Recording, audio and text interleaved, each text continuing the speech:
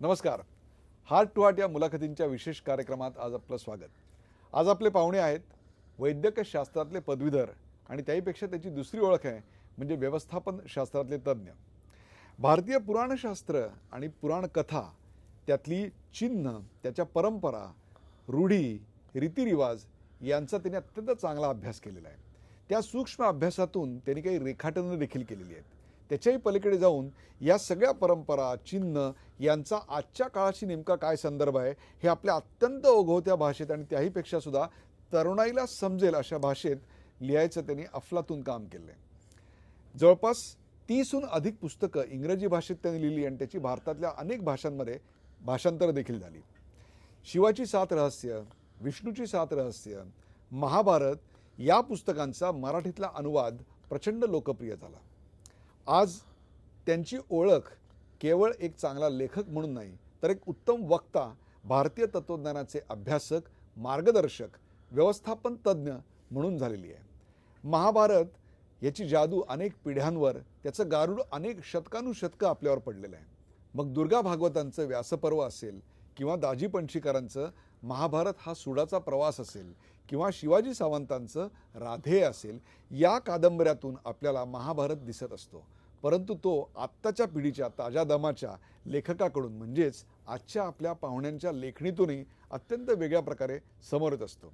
चला स्वागत करूया उत्तम लेखक, वक्ता, भारतीय पुराण कथांचे अभ्यासक, उत्तम रेखाटन करणारे, व्यवस्थापन तज्ज्ञ असलेले देवदत्त पटनायक या सेलिब्रिटी ऑथरचं स्वागत. देवदत्तजी, तुमचं स्वागत. देवदत्त, तुम्ही खरं तर वैद्यक शास्त्रात पदवी घेतली, MBBS झालात, परंतु तुमचं सगळं लिखाण जे आहे ते वैद्यक शास्त्राशी निगडीत न राहता भारतीय पुराणकथा, भारतीय तत्वशास्त्र याच्यावरचं झालेलं आहे. काय सांगाल? हा माझा एक हॉबी होता. कॉलेजमध्ये सुद्धा हॉबी होता, त्याच्यानंतर सुद्धा हॉबी होता. आणि मग मी बघितलं की ह्याच्यामध्ये मला जास्त इंटरेस्ट होता आणि लिहिताना मी असं लोकांना बोलत होतो की असं आहे, असं आहे, देन हे मला दिसलं, इथे ते दिसलं आणि त्यांनी सांगितलं की अरे जास्त सांग, आम्हाला ते इंटरेस्ट आहे त्याच्यामध्ये. आणि मी त्याच्यावर आय स्टार्टेड रायटिंग आणि लिहिताना बघितलं की एक माझं जे नॉलेज होतं ते इट वॉज क्वाईट गुड आणि लोकांना वाटलं की तू पुस्तक लिहित नाही. आणि मी पुस्तक लिहिलं आणि ते दॅट बिकेम व्हेरी पॉप्युलर. आणि मग हळूहळू मला वाटलं की इथेच फोकस करूया का. तर after about 15 years me pharmaceutical इंडस्ट्रीमध्ये होतो आणि तिथून काय ते जॉब होता आणि हे माझं हॉबी होता, वीकेंड पास टाईम म्हणा, काही म्हणा. आणि तिथे ग्रॅज्युअली हाच मेन प्रोफेशन झाला. मी तुम्हाला विचारतो अशा करता की अनेक डॉक्टरांनी आपल्याकडे लिखाण केलेलं आहे. म्हणजे पार डॉक्टर पुरंदरांपासून शल्य कौशल्य त्यांचं आत्मचरित्र किंवा अतुल गवांदे आत्ताच्या पिढीचे आपले लेखक, न्यूयॉर्कमधले सर्जन, त्यांचं लिखाण जे आहे ते सगळं हे जीवन, मृत्यू, रोग, मेडिकल सायन्सशी कनेक्टेड आहे. परंतु तुमच्या लिखाणामध्ये कुठेही मला डॉक्टर दिसत नाही तर लेखकच दिसतो. याविषयी नाही, मी ऑनेस्टली डॉक्टर नाही असं सांगितलं. पदवी आहे पण मी प्रॅक्टिस नाही केलं. मी फक्त फार्मास्युटिकल इंडस्ट्रीमध्ये काम करत होतो. माझं याचा संबंध असं डायरेक्ट संबंध नाही आहे. There is no direct connection between असं मायथॉलॉजी इथे आणि मेडिकल सायन्स इथे. फक्त एक संबंध आहे की मेडिकल ट्रेनिंग नंतर तुमचं जे अप्रोच टू जे सब्जेक्ट असतो दॅट इज अ व्हेरी वैज्ञानिक approach. It's a very systematic scientific approach असतो, एक ॲनालिटिकल अप्रोच असतो. आणि that is the only thing I bring from medicine to mythology. पण हा अगदी माझं पर्सनल चॉईस होता की मला वाटलं की जेव्हा मी वाचत होतो की मला वाटत होतं की the knowledge which was there out there in the market, की एक अकॅडमिक बुक्स होते आणि एक असं फिक्शन बुक्स होते आणि चिल्ड्रन्स बुक्स होते. पण कोणी असं सिरियस रिसर्च मला दिसत नव्हतं. आणि जे रिसर्च होतं ते त्याचं जे टोन होता, ते जे जसं लिहित होते त्यांना असं एक असं ट्रेंड होतं की नाही, पौराणिक कथा हा इन्फिरियर आहे आणि हे फिलॉसॉफी जे आहे ते सुपिरियर आहे.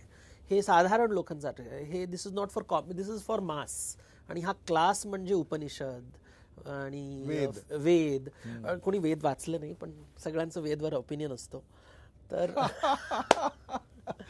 आणि कारण तुम्ही वेद वाचू शकत नाही, लोकांना कळत नाही की वेद तुम्ही वाचू शकत नाही. मौखिक परंपरा आहे ती. हां, आणि मौखिक परंपरा. इट इज लाईक सेइंग मी बीटल्सला वाचतो. बीटल्सला तुम्ही वाचू शकत नाही, अनुभव घ्यावा लागतो. You have to hear it. आणि मग ते, आणि हा श्रुती परंपरा आहे, मौखिक परंपरा आहे. तर the thing is I realize the पीपलचं खूप असं ओपिनियन्स आहे की टी व्हीवर, तेव्हा टी व्हीवर लेखन की शास्त्र में ऐसे लिखा हुआ है, आणि मी जेव्हा वाचत होतो शास्त्रामध्ये काय असं लिहिलं नाही आहे, तर सगळे आपले पर्सनल ओपिनियन्सला शास्त्रामध्ये टाकत होते. आणि वेन आय स्टार्टेड रीडिंग शास्त्र, लोक म्हणत होते की no, it is very backward आणि प्रिमिटिव्ह आणि पेट्रियार्कल आणि असं शब्द. पण जेव्हा मी वाचत होतो तर मला वाटलं की हे किती मॉडर्न आहे, किती रेलेव्हंट आहे, आमच्यासाठी आहे. म्हणजे हजारो वर्षापूर्वीची आपली पुराण कथा ज्या आम्ही पुराणातली वांगी म्हणून टाकून दिली, ती तुम्हाला आजच्या काळातल्या प्रश्नांसाठी, आजच्या काळातल्या समस्यांवरती, आजच्या जीवनावर भाष्य करण्याकरता, मार्ग दाखवण्याकरता अतिशय उपयुक्त एक लाईट हाऊस सारखी दिसायला लागली. हो, कारण आता बघा, जे लिहित होते ते दे वर रायटिंग अबाउट सायकॉलॉजी, मानसशास्त्र. सो मनोविज्ञान, इट इज अबाउट सायकॉलॉजी. आणि ह्युमन सायकॉलॉजी बदललं नाही.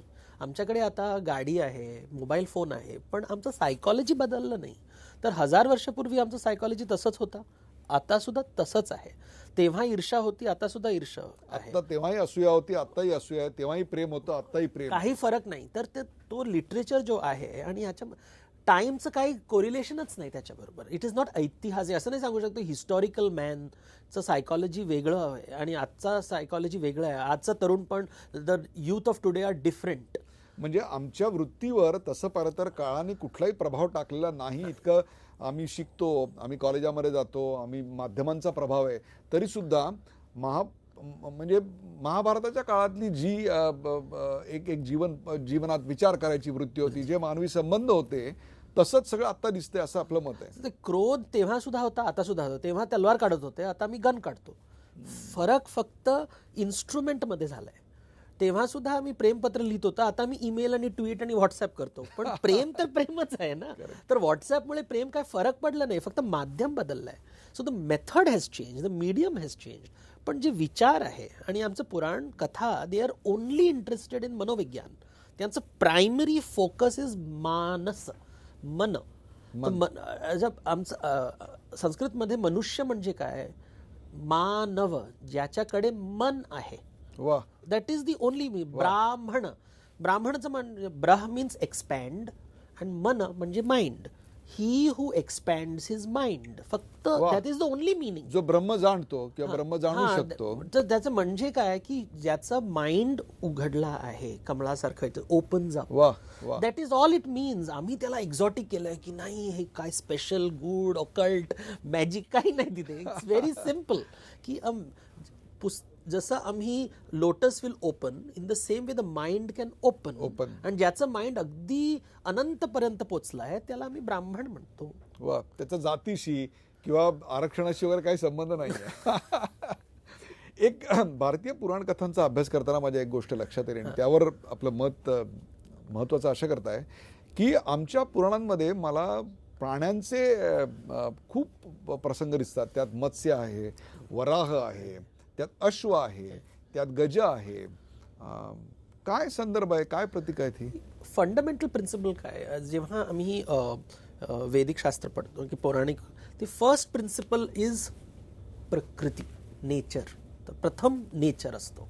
नेचरमध्ये काय आहे, फर्स्ट इज अजीव, ज्याला भूत म्हणतात, एलिमेंट्स, आकाश, अग्नी, वायू.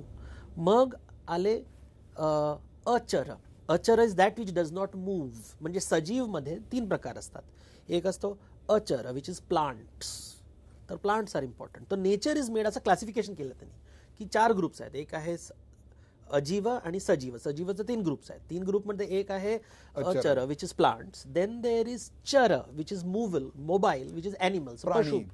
आणि मग only after these 3 groups comes मनुष्य, ज्याच्याकडे मन आहे. तर नेचर, या स्वस्तिक चिंबलमध्ये कसं 4 बॉक्सेस आहेत, त्याची 4 क्लासिफिकेशन आहेत. तर आणि one of the boxes is animals. तर एव्हरीथिंग इन पौराणिक शास्त्रामध्ये दे विल टॉक अबाउट असं प्लांट्स आर इम्पॉर्टंट. तर आता तुम्ही गणपतीच्या मंदिरला गेला तर तिथे आम्ही उंदीर बघणार, मग तिथे एक साप आहे. मग शंकराच्या मंदिरात साप आपल्याला दिसतो किंवा दत्ताच्या गाय असेल, कुत्रा असेल. ह्याच्यावर मला एक प्रश्न आता सुचला की आपण पुराण कथांचा, त्यातल्या प्राण्यांचा इतका चांगला अभ्यास केलेला आहे. महाराष्ट्रात नुकतीच गोवंश हत्या बंदी पारित करण्यात आली, त्याचा कायदा झाला. काय सांगाल त्याविषयी? तो अहंकारचा विषय आहे ना. अहंकार आहे हा, की मी सांगणार तू काय जेवणार, हे रूल झालंय ना. मी डिसाईड करणार की हिंसा काय आहे, आणि तुला मी जेवण देणार नाही.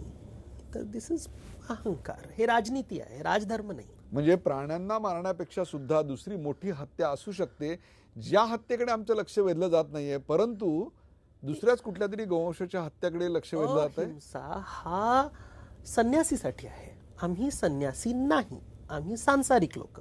आम्ही हत्या करतो, चालताना हत्या करतो, जेवताना हत्या करतो. हत्या नाही झालं तर आता वाघ आणि बकरी जेव्हापर्यंत तो हत्या करत नाही तो वाघाला जेवण भेटणार नाही. बरोबर आहे. तुम्हाला फार्म्स करायचं आहे, आता फार्मिंग पाहिजे, तर फार्मिंग म्हणजे तुम्हाला फॉरेस्टला डिस्ट्रॉय करावं लागेल. फॉरेस्टला डिस्ट्रॉय केलं म्हणजे नॅचरल हॅबिटॅट्स डिस्ट्रॉय झाले. आम्ही आउटसोर्स केलं की आता फार्मरला आम्ही आउटसोर्स केलं आहे ते, आणि आम्हाला वाटलं की आता मी हिंसा करत नाही. अरे पण जेवणमध्ये ते पशु पक्षीचं दुःख आहे, वा, ते तुम्हाला कळत नाही, तुम्हाला दिसत नाही म्हणून का. पण आम्ही सांगतो की नाही, रॅटला मारू शकतो आम्ही, पण गायला नाही. आम्ही मस्किटोजला मारू शकतो, ते हिंसा नाही. आम्ही सापला मारू शकतो, आम्ही ॲनिमल्स घोडाला मारू शकतो, सगळ्यांना मारू पण शकतो. त्यात पुन्हा नागाला मारल्यानंतर त्याचा एक वेगळा विधी आहे. विधी आहे, पण रॅट्सला मारल्यानंतर विधी नाही. जरी ते गणपतीचं वाहन असलं तरी सुद्धा काय फरक पडत नाही. मोराला मारू शकतो आणि पॅरेट्सला मारू शकतो आणि पिजन्सला मारू शकतो, पण गाईला मारू नये. तर आम्ही काय वर्णव्यवस्था केलं ना, तर हे आमचं डोक्याचं वर्णव्यवस्था आहे की गाय ब्राह्मण, त्याला नाही मारायचं. ब्रह्महत्या पाप, गौहत्या पाप, पण स्त्री हत्या पाप सुद्धा आहे. पण काय काय करतात तुम्ही स्त्रियांना. एक या पुराण कथांमध्ये आणि तुमच्या एकूणच जी मला लेखक म्हणून, संशोधक म्हणून जी एक वृत्ती दिसते प्रेक्षक, ती अत्यंत महत्त्वाची अशा करताय की तुम्ही या सगळ्याकडे एक विलक्षण तटस्थपणे आणि त्याच वेळेला अत्यंत चिकित्सकपणे पाहू शकताय. आता ह्याच्यामधून तुमचा आणखीन एक पैलू आहे तुमच्या व्यक्तिमत्वाचा, तो म्हणजे नेतृत्व गुण. तुम्ही नेतृत्व गुणांचेही अभ्यासक आहात, मार्गदर्शक आहात. या पुराण कथांमध्ये तुम्हाला काय प्रकारचे नेतृत्व गुण दिसले? कुठलंही लेखन असतो त्याच्यामध्ये एक दृष्टिकोन असतो. पुराण कथामध्ये तत्वज्ञान भेटतो आम्हाला, आणि it is in a very simple way. And it is a very simple. तर आता मी सांगतो की lion is the king of the jungle, आणि लायनला कोणी विचारलं नाही. आम्ही डिसाईड केलं की लायन इज द किंग. का? कारण तो एपेक्स प्रेडेटर आहे, म्हणजे सर्वात पॉवरफुल जो आहे त्याला आम्ही राजा मानतो. का? आणि तो काय करणार, तो सगळ्यांना खाणार ना.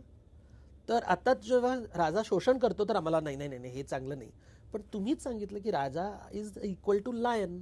लायन काय करणार, he is going to eat all the deer. जे कमकुवत आहेत, जे कमजोर आहेत, त्यांचं शोषण करणार, त्यांना खाणार. तर आमचं जे we are not thinking clearly. What are they trying to say की a king has to be aware की तो लायन नाही आहे. He is not a lion. Lion पशु आहे, तो पुरुष आहे. पशु आणि पुरुषमध्ये खूप फरक असतो. वाह. आणि पुरुषचं क्वालिटी काय आहे, he does not have to be a lion. He does not have to kill in order to survive. This is what the Purana shastra they are trying to tell कि आप शेर नहीं हो, आप मनुष्य हो. शेर बनने की कोशिश मत करो, क्या बात. शेर मुझे खाएगा. तर दिस क्लॅरिटी ऑफ थॉट, हे सूक्ष्मपण somewhere we seem to have lost. आम्ही खूप लिटरल मिनिंग घेतो. आम्ही वी आर नॉट. आता मी जसं एक गणपतीची मूर्ती बघा, आम्ही दर्शन करतो, समोर एक उंदीर आहे आणि त्याच्या बाजूला एक साप आहे. साप उंदीरला खाणार. हे म्हणजे one is a predator, the other is a prey. आणि both images have been kept in front of you. का? कारण गणपतीचा समोर हा आता म्हणजे आता उंदीर घाबरणार की अरे हा मला खाणार, which is fear, the human fear of exploitation. आम्हाला हेच फिअर असतो ना की आमचं कोणी जॉबमध्ये मला एक्सप्लॉयट करणार, कोणी माझं शोषण करणार. हाच हे भाव जे आहे त्यांनी इमेज आणि आर्ट आणि कलातून त्यांनी एक असं कम्युनिकेट केलंय की बघ, गणपती जेव्हा असतो तेव्हा उंदीराला भय नसतो. That is that they trying to communicate. म्हणून ते सांगतात की दर्शन करा. पण आम्ही दर्शन करतो आणि काय करतो, डोळे मिटतो मंदिरात जाऊन. इन्स्ट्रक्शन काय आहे की बघा, पण आम्ही डोळे मिटतो. आम्ही बघत नाही की पंडाल बनवले, पण काय सांगतात तिथे बघ, ते उंदीर तिथे आहे, तो घाबरला आहे की इथे साप आहे, नाग आहे आणि तो आत्ता घेणार त्याला. Predator is going to eat the prey. हा नॅचरल आहे, हा नैसर्गिक आहे. There is nothing good. हिंसा नाही तिथे, तो नैसर्गिक आहे. पण गणपती आहे त्याच्यामुळे त्याला भय नाही. म्हणजे तुम्ही तसं आहात का? तुमच्यामुळे भय वाढतो की कमी होतो? आता आमचं कोणीही लीडर आला तर आम्ही सगळे घाबरतो.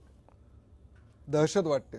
हा, म्हणजे तो अरे कोणी मोठा आलाय म्हणजे मग त्याच्यामध्ये देवगुण नाही, वा. तो पशु आहे. आपल्या पुराण कथांमध्ये काही प्रतीक आहेत, जशी ती इजिप्शियन पुराण कथांमध्ये आहेत, ग्रीक पुराण कथांमध्ये मी वाचलेली आहेत.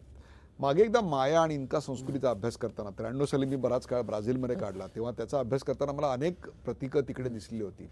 तशी आपल्या पुराण कथांमध्ये सुद्धा खूप प्रतीकं दिसतात. हो. त्या प्रतीकांविषयी, सिम्बल्स विषयी काय सांगाल? हे सगळं माध्यम आहेत. एक आम्हाला मला माझ्यामध्ये एक विचार आहे, this thing I have a thought. एक विचार आहे, पण मी विचार तुमच्याकडे असं कम्युनिकेट कसं करणार, तर मला शब्द आवश्यक आहे. जसे एक ग्लासमध्ये, हे ग्लास आहे, ग्लासमध्ये पाणी आहे, मला पाणी तुम्हाला द्यायचं आहे तर मला ग्लास पाहिजे. तसंच मला शब्द पाहिजे.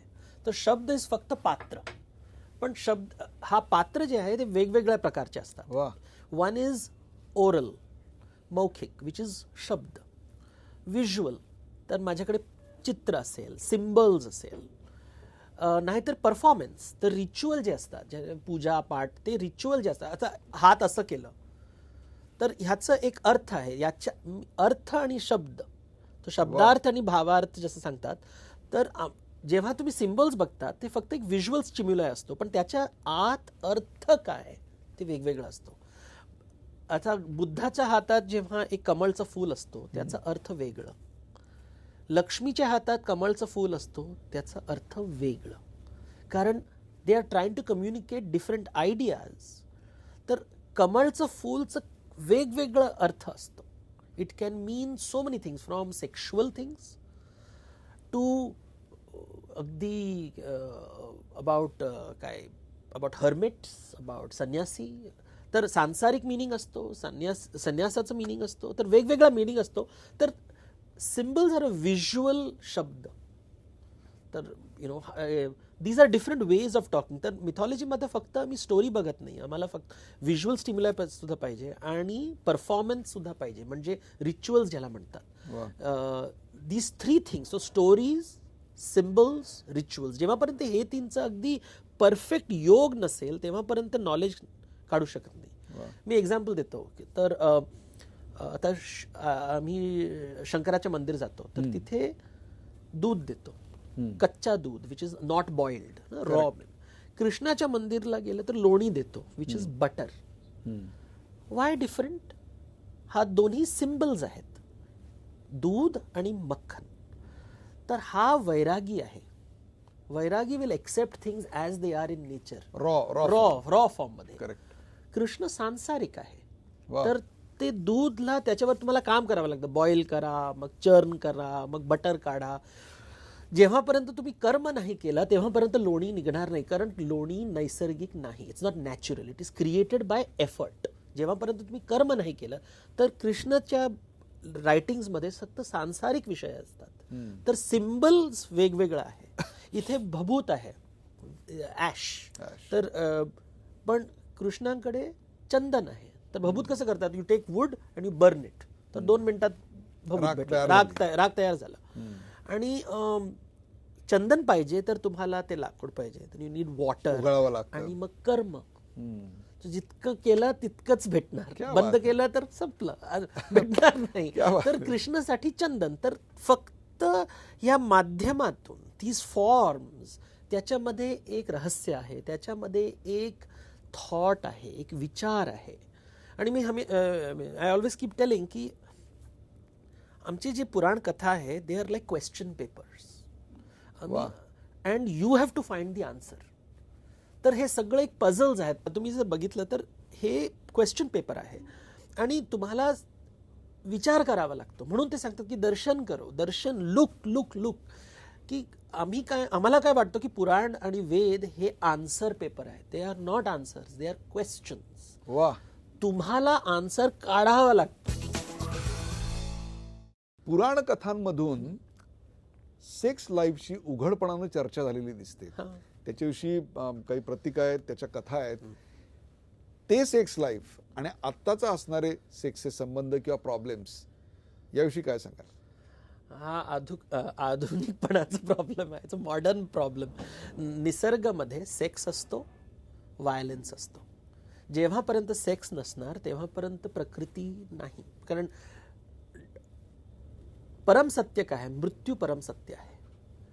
आणि मला I don't want to die, म्हणून मला जेवण पाहिजे. जेवण म्हणजे हिंसा, सिम्पल. तर I want to stay alive, तर आय किल. तर पशु पक्षी सगळे दे कीप किलिंग. असा snake will go and eat rat. तर तो व्हायलन्स असतो, त्याच्यामुळे ही इज अलाइव्ह. तसंच पण सगळ्यांना माहित आहे की मृत्यू येणारच.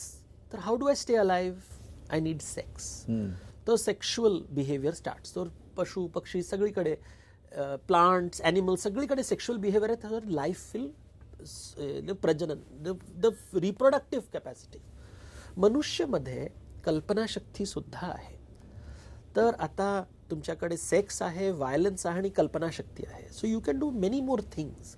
आम्ही पशु नाही.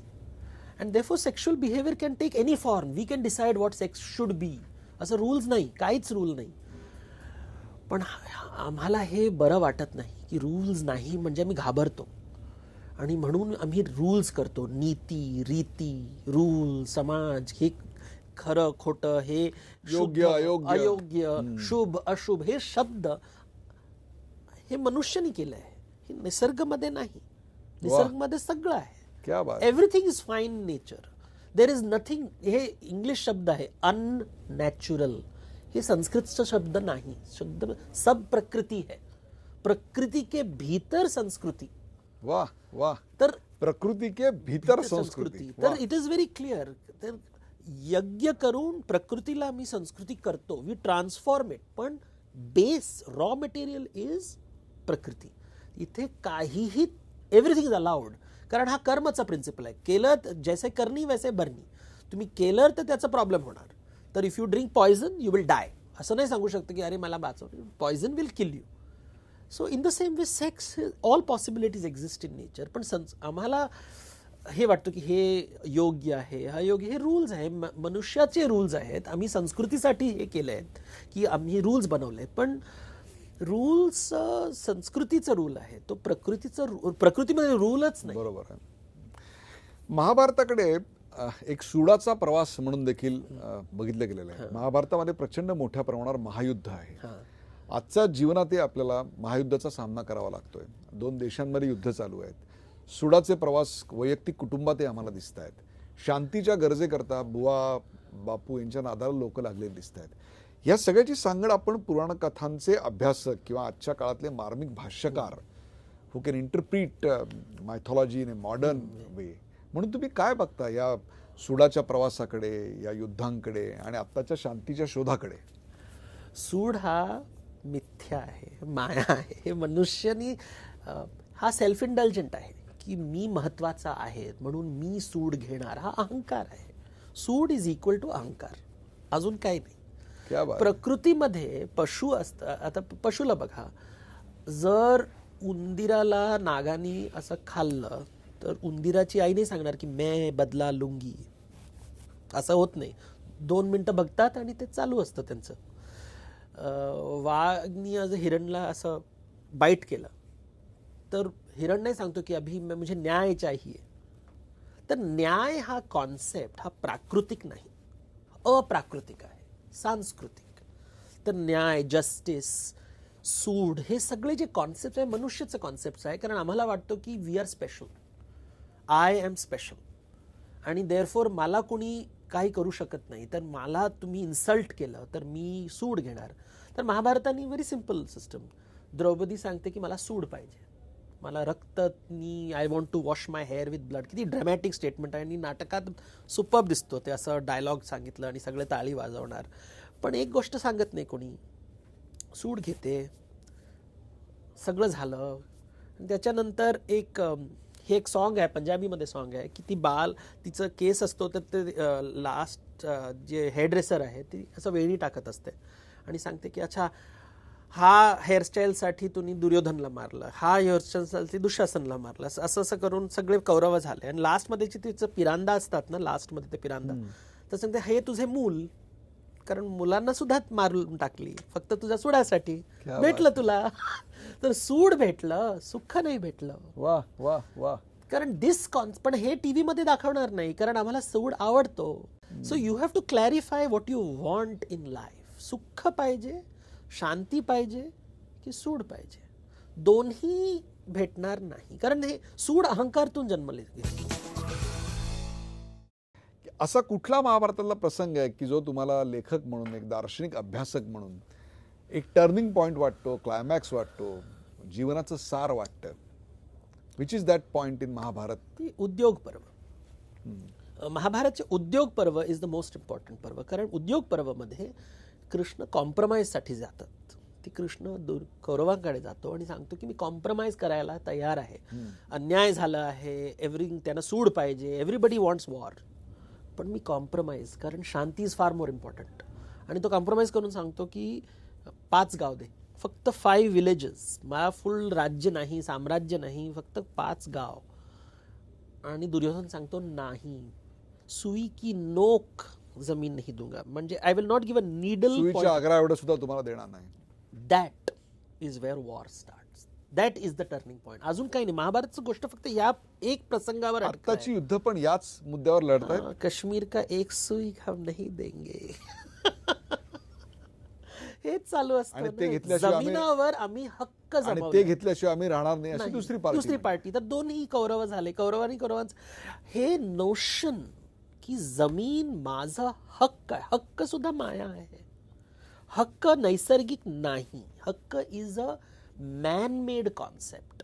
राईट्स ज्याला म्हणतात, न्याय ज्याला म्हणतात, हे these are not real concept. म्हणून सब माया है म्हणजे हे की तुम्ही जमीनला अहंकारचं एक रूप बनवलंय की तुमने मला, हे एक रूप आहे ना, हे अहंकारचं एक रूप आहे आणि मी देणार नाही. आणि मग मी असं ड्रॅमॅटिक होऊन थिएटरच्या स्टेजवर असं ड्रामा की मैं एक सुई की नोक नहीं दूंगा, त्याच्यामुळे काय काय घडणार, किती लोकांना दुःख, कर्म, सगळं. त्याला गीता वाचू शकता पण त्याला आत्मसात नाही करू शकत, कारण हे डायलॉग चांगला आहे, पण आत घ्यायला, डायजेस्ट करून असिम्युलेट करायचं आमच्या बॉडीमध्ये ते खूप त्रास असतो, कारण अहंकार इतका मोठा आहे. तर हेच इश्यूज आमच्या. जसा अहंकार तुम्हाला पुराण कथांमध्ये दिसला तसाच तो आजच्या काळातही तसा दिसतोय. त्यात काही फरक नाही. तीच असूया, तीच ईर्ष्या, तेच युद्ध, फक्त त्याचे फॉर्म बदललेले. आता काय होतं, मी महाभारत वाचताना मला वाटतं की मी पांडव, मी कर्ण, विक्टिम मी, विलेन कोण, दुसरे लोक. मी विलेन, माझा बॉस, माझी परिस्थिती, मी जर शाळेतला विद्यार्थी असेल तर आमचे शिक्षक. पण मी कर्ण, मी अर्जुन, मी द्रौपदी. पण हे डिसिशन कोणी घेतलं? हा अहंकारच डिसिशन घेतला. क्या बात है. पण जेव्हा कोणी सांगतो की गीता वाचा, तर मी सांगतो की गीता वाचा म्हणजे काय? गीता धृतराष्ट्राला सांगतो, संजय धृतराष्ट्राला सांगतो, आणि तो ही इज ब्लाइंड. कशाला हे स्ट्रक्चर का केलं लेखकांनी, व्यासांनी असं स्ट्रक्चर काय केलं की संजयला खूप दिसतो आणि धृतराष्ट्राला काही दिसत नाही. म्हणजे दृष्टिकोनच्या तो कॉन्व्हर्सेशन देतो की बघा, ज्यांनी सांगितलं त्याला कळलं नाही, जो ऐकला त्याला कळलं नाही. आता तुम्ही ऐका, तुम्ही धृतराष्ट्र, तुम्ही संजय, तुम्ही कृष्ण की तुम्ही अर्जुन, विचार करा. आणि that is what is continuously happening. की मी वाचताना मी कंठस्थ केलं, I by hearted it. Sanjay मी ऐकलं पण काही अब्झॉर्ब केलं नाही, धृतराष्ट्र. पण सगळ्यांना वाटतं की नाही मी तर अर्जुन, मी असं. अर्जुनला सुद्धा भगवद्गीता कळत नाही ना. लास्टमध्ये तो वॉरला जातो पण तो घाबरतो, सांगतो की भीष्माला मार, तो वडिलांसारखा आहे.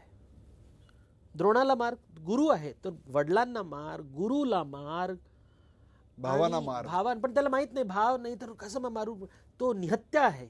निहत्था को नहीं मारना चाहिए, रूल ना, राजपूतचा रूल आहे की तुम्ही निहत्था के ऊपर वार नहीं करना चाहिए. कृष्ण सांग मार.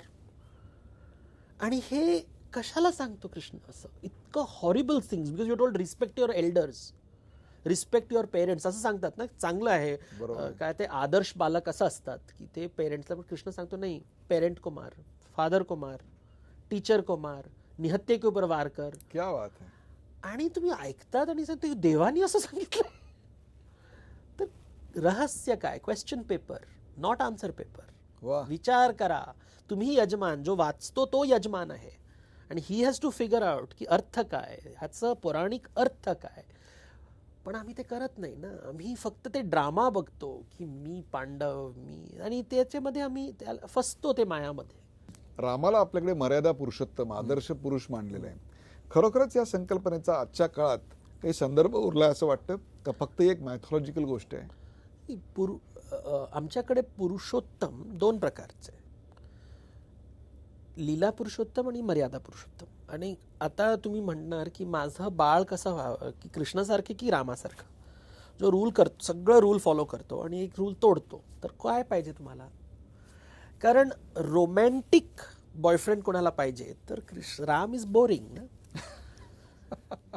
पण नवरा कसा पाहिजे?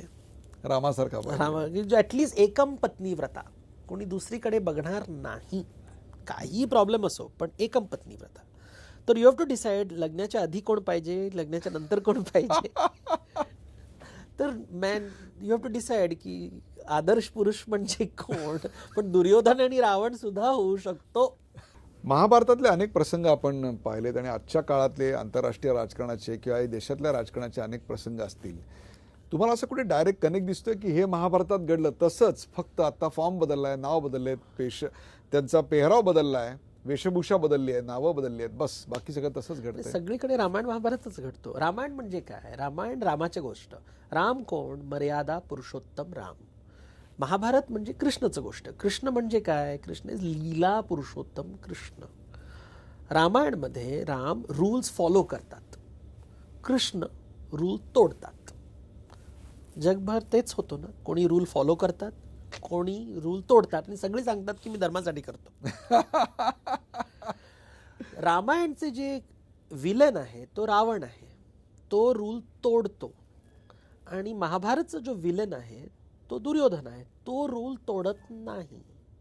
तर रामा आणि दुर्योधनमध्ये फरक काय? दोन्ही रूल ला फॉलो करतात. Both are rule followers. पण एक हिरो आहे, एक विलन आहे. दुसरीकडे रूल तोडतो, रावण रूल तोडतो, कृष्ण सुद्धा रूल तोडतो. पण एकाला आम्ही देव का मानतो? काहीतरी फरक असेल ना. कुणासाठी रूल तुम्ही कुणासाठी फॉलो करता? रूल तोडतात कशासाठी? आता बॅन चालू आहे, मी इंडिया बॅनिस्तान झालंय. कारण कुणासाठी करता तुम्ही? अहंकारसाठी, फक्त माझ्या लोकांसाठी की देशासाठी? आणि सगळ्यांना माहित आहे कुणासाठी. बोलायची गरज नाही, मला प्रमाण द्यायची. आणि तिथून कळतं रामायण महाभारत सगळीकडे आहे. रूल फॉलोईंग, रूल ब्रेकिंग, कशासाठी करता, कुणासाठी करता, तेच रामायण महाभारत. तर म्हणून त्याला इतिहास म्हणतात. इतिहास डझंट मीन हिस्ट्री. इतिहास मीन सनातन, जो था, जो है, ऐसा ही रहेगा. इतिहास असंच राहणार, हाच जग. त्याचं इतिहास अर्थ हे आहे. इट इज नॉट ऐतिहासिक, पहिले होता था, नाही. इट मीन्स असं होतं, असं आहे, असंच राहणार. रामायण महाभारत घडत राहणार. देवदत्त पटनायक यांच्याबरोबर हार्ट टू हार्टमध्ये हा अत्यंत रंगलेला संवाद एका अशा टप्प्यावर येऊन पोहोचला आहे की यापुढचा प्रवास आणखीन अधिक वेधक असणार आहे. पण हार्ट टू हार्टमध्ये आज मी इथेच थांबतोय. पुढच्या भागामध्ये आपण त्यांच्या लेखन प्रवासाबद्दल, अनेक अशा अमूर्त कल्पनांबद्दल त्यांना बोलतं करणार आहोत, ज्याच्याविषयी जाणून घेण्यात तुम्हाला नक्कीच रस असणार आहे.